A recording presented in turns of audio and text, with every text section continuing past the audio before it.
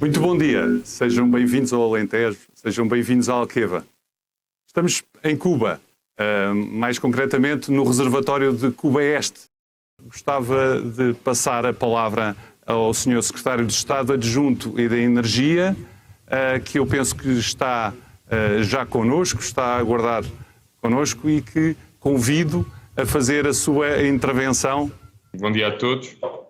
Muito obrigado à EDIA pelo convite para estar neste evento. Como é sabido, Portugal tem uma forte ambição nas metas de descarbonização, com a meta de neutralidade carbónica em 2050 e umas metas já muito ambiciosas para 2030, nomeadamente com renováveis no nosso sistema elétrico acima de 80% e com uma incorporação de 47% de fontes renováveis no consumo final de energia, já em 2030. Como é evidente, estas metas são bastante ambiciosas e é nesta primeira década, que é a década mais existente, onde temos de fazer um esforço significativo em várias áreas, com a eficiência energética à cabeça, claro, mas falando aqui do tema que nos importa para esta conferência, um fortíssimo aumento da nossa capacidade renovável instalada. Nós temos que cerca de duplicar a capacidade renovável e esta duplicação terá que incidir em particular no solar fotovoltaico. Portugal já tem uma grande capacidade de produção hidroelétrica instalada e com a entrada em funcionamento da cascata do Tâmega aumentará ainda mais e atingiremos o nosso objetivo previsto no Plano Nacional de Energia e Clima. Na produção através de eólicas, o objetivo principal do país é, partindo da capacidade que já tem instalada, que pouco abaixo de 6 gigawatts, é apostar na substituição de equipamentos, pelos equipamentos existentes por equipamentos mais potentes e com isso poder diminuir o número de aerogeradores em Portugal, mesmo aumentando a capacidade instalada e a produção de energia. Na revisão da legislação que estamos agora a fazer, este quadro de incentivos para o repowering será explicitado e contamos assim poder atingir as metas no eólico, não tanto através de novos parques, embora possam existir, mas a grande aposta será sobretudo na renovação dos parques já existentes, que tem vantagens do ponto de vista das infraestruturas, tem vantagens do ponto de vista ambiental porque permite reduzir o número de geradores e tem obviamente vantagens energéticas no sentido em que podemos aumentar a produção eólica a custos muito mais baixos do que tivemos no passado.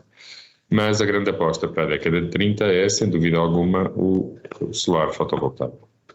E aqui nós temos uma capacidade instalada muito reduzida, nós temos menos solar do que Inglaterra ou Alemanha, o que, como todos entenderão, não é muito razoável, e portanto a nossa aposta será sobretudo ao nível do solar.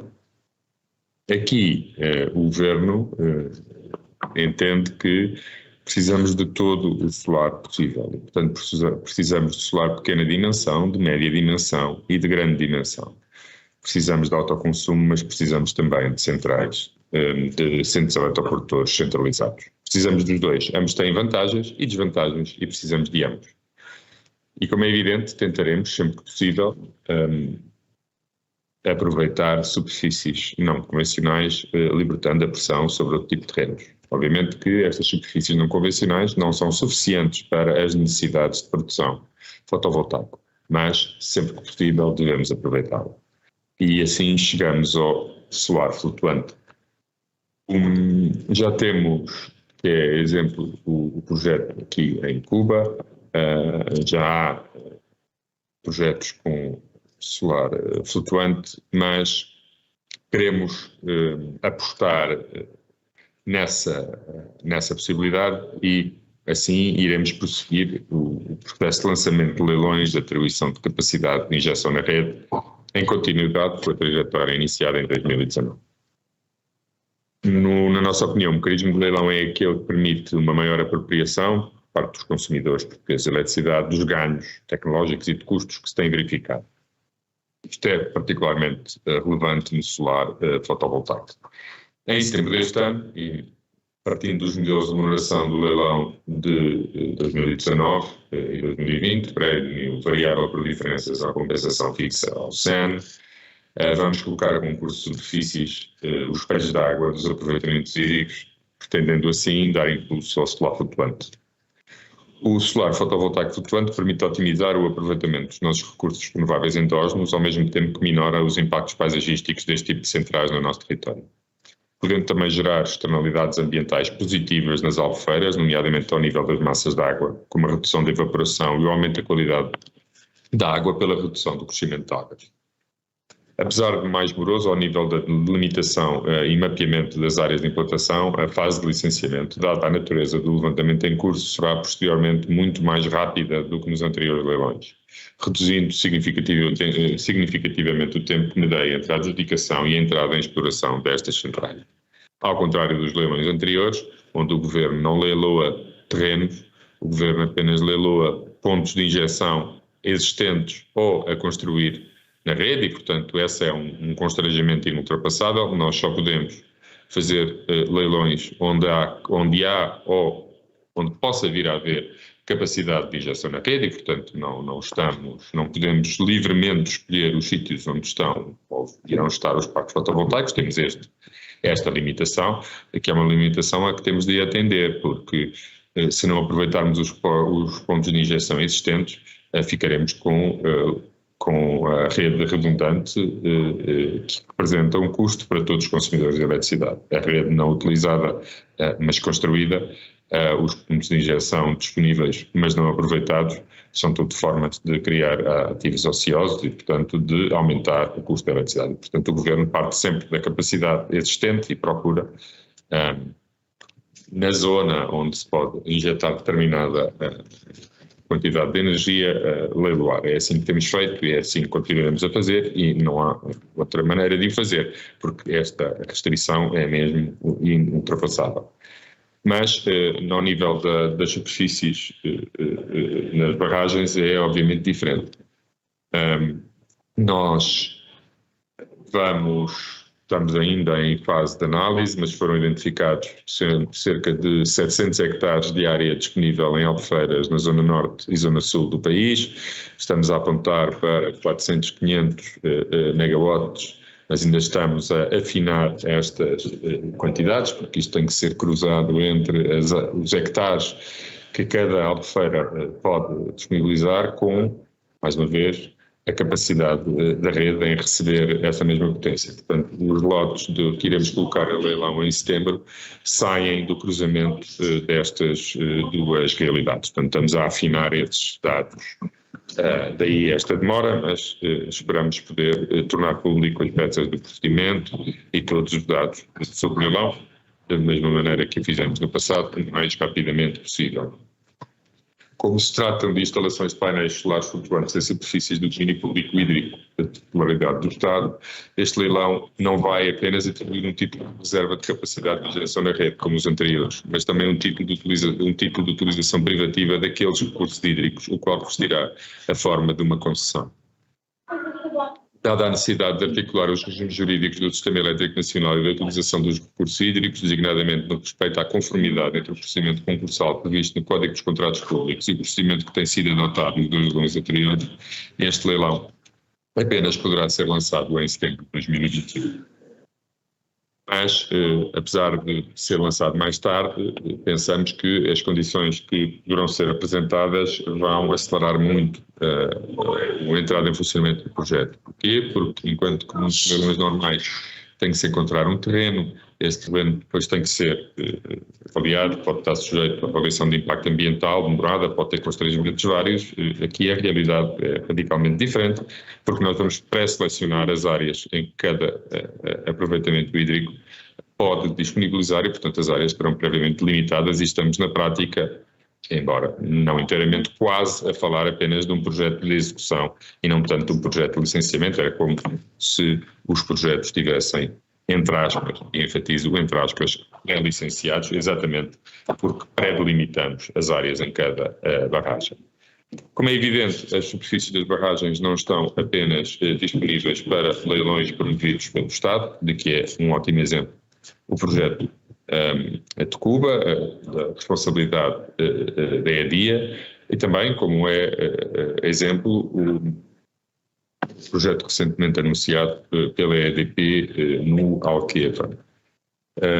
Isto é relevante porque de todas as áreas identificadas nas barragens, e não foram vistas todas as barragens e açudes de Portugal, como é evidente, mas naquelas que foram identificadas, o que não puder ser leiloado, sobrando hectares identificados pela APA, esses hectares ficarão disponíveis ou para autoconsumo, projetos de autoconsumo, por exemplo, agrícolas na imediação do aproveitamento hídrico, ou para hibridização por parte dos atuais concessionários das barragens, que poderão instalar solar fotovoltaico assim, optimizando os pontos de injeção, que têm ganhos para o próprio, como é evidente, para o sistema, porque otimizamos um ponto de injeção, e um ponto de injeção otimizado representa menos custos para o consumidor, e depois há obviamente muitas barragens e muitos açudes que não foram avaliados e que poderão ser no futuro. Mas o nosso objetivo este ano, e já que estamos no evento da EDIA, é lançar um leilão, e no caso do Alqueva estamos a apontar para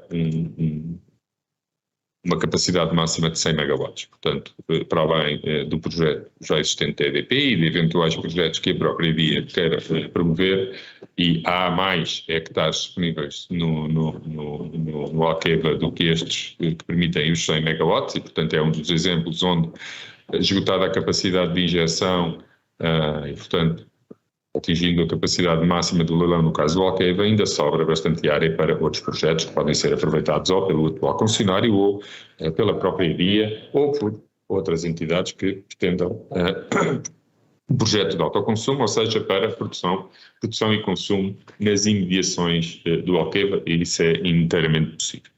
Queremos também, à medida que o tempo avança, e estamos a fazê-lo, olhar para outras superfícies não convencionais, nomeadamente autoestradas. Temos estado também a falar com os concessionários das autoestradas para fazer um levantamento dos terrenos onde podem ser instalados painéis fotovoltaicos. Esse trabalho está em curso, mas como tem implicações de segurança e envolve outras entidades como o IMT, vamos guardar a possibilidade de abrir leilões também para estas não superfícies, não no ano 2021, mas mais para a frente. Mas a mensagem que queria deixar aqui, e para terminar, é obviamente felicitar a EDIA por este evento, reafirmar o enorme potencial que o solar tem em Portugal, o enorme potencial que o solar flutuante tem em Portugal e as oportunidades que representa, não só pelas razões que já referi, mas também está a indústria nacional, porque tem desafios tecnológicos, os flutuadores, há muito trabalho ainda a fazer, há empresas portuguesas com patentes e que inovam nessa área, portanto entendemos também que isto pode ser um dinamizador relevante para o nosso tecido industrial. E para finalizar, apenas o Governo rejeita mesmo as dicotomias que têm sido tentadas criadas por alguns entre o solar descentralizado ou centralizado, e repetir o que disse no início. A nossa ambição para o solar e as nossas metas são tão importantes que nós precisamos mesmo de todo o tipo de produção solar fotovoltaica. E terminar dizendo apenas uma coisa, que é, se nós incluirmos todo o solar centralizado previsto no Plano Nacional de Energia e Clima, e se lhe somarmos todo o solar que precisamos para gases renováveis, para hidrogênio, metanol, amónia, tudo isso somado dá menos de 20 mil hectares, a totalidade de área que nós precisamos. E quando comparamos esses 20 mil hectares com outro tipo de ocupação do solo, percebemos facilmente que, desde que as coisas sejam bem feitas, que as avaliações de impacto ambiental sejam e são rigorosas, esta de facto é uma oportunidade que o país não pode perder e que tem que concretizar o mais rapidamente possível. Isto é tanto mais verdade quanto mais elevados forem os preços de eletricidade, como os que vivemos hoje. Cada dia que adiarmos um projeto fotovoltaico em Portugal é mais um dia em que o gás produz e que os preços se mantêm elevados. E, portanto, isto também é uma corrida contra o tempo e o solar é o nosso grande aliado na redução dos preços da eletricidade e na redução e na descarbonização do nosso sistema energético e no cumprimento das metas com que o país está comprometido. Muito obrigado. Sr. Secretário de Estado, muito obrigado pela sua intervenção. Foi muito elucidativo. Mais uma vez agradeço a sua participação e também palavras de coragem, de entusiasmo por esta tecnologia.